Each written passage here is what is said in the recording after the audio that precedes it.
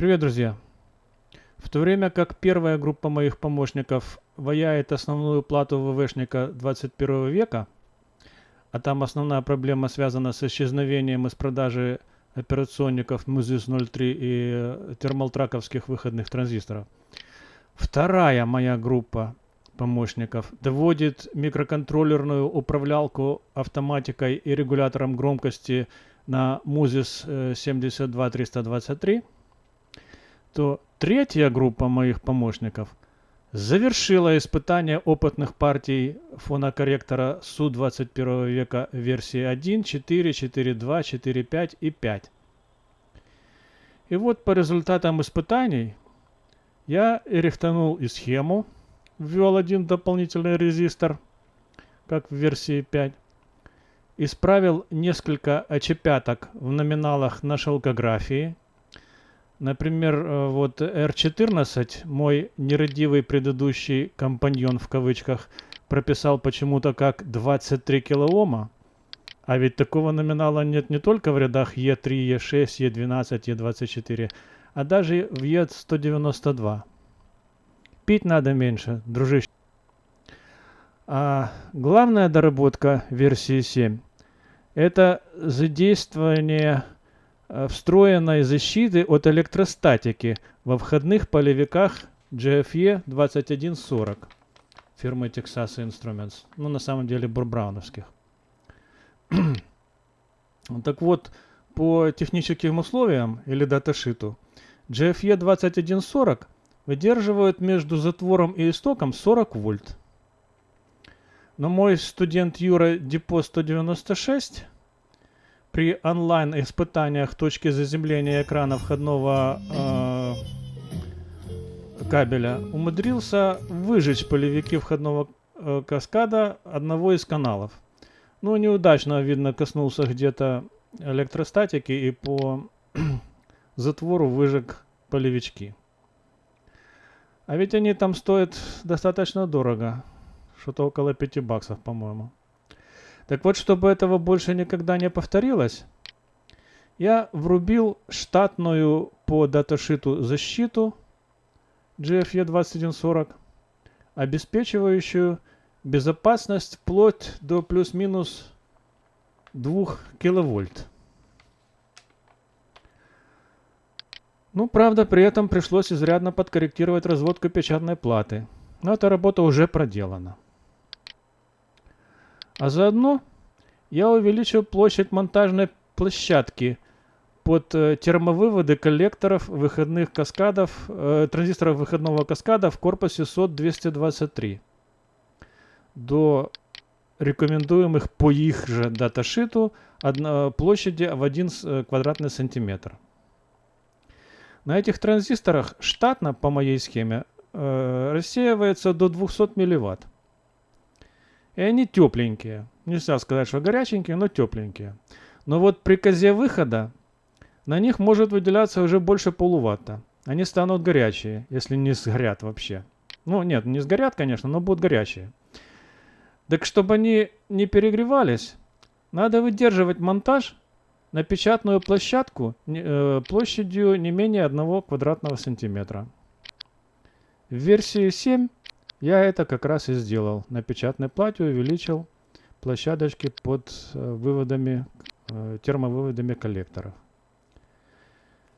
Я уже почти завершил доработку версии 7 и заодно версии 8 для головок MC, а версия 7 для головок MM.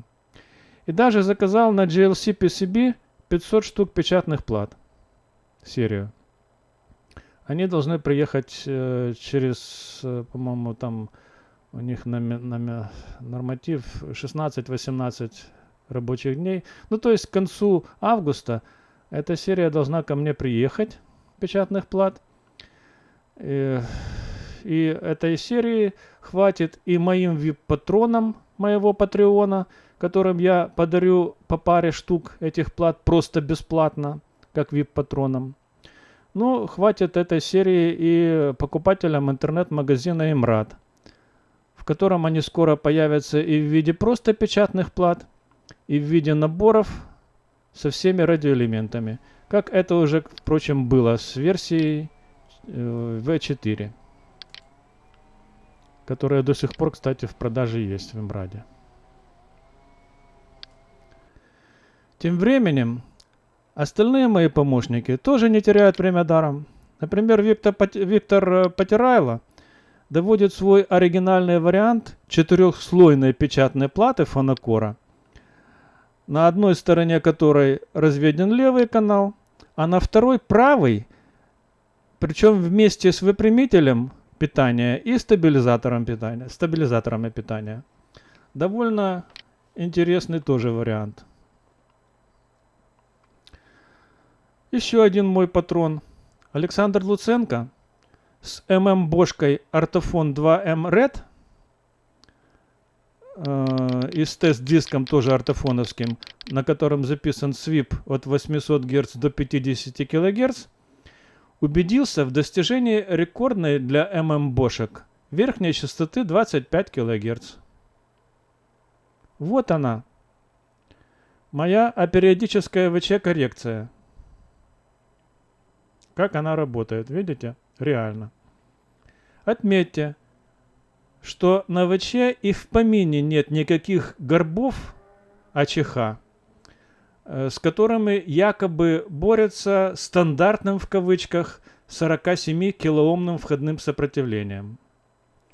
У меня входное сопротивление 150 килоом и предельно низкая входная емкость 25 пик.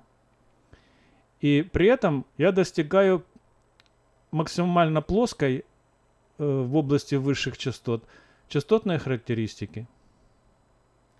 Кстати, вот как раз программка есть небольшая. Она называется Phono LCR. Она есть у меня на Патреоне, ее можно бесплатно скачать и установить. Она совсем маленькая, там буквально 100 килобайт и не требует никаких инсталляций.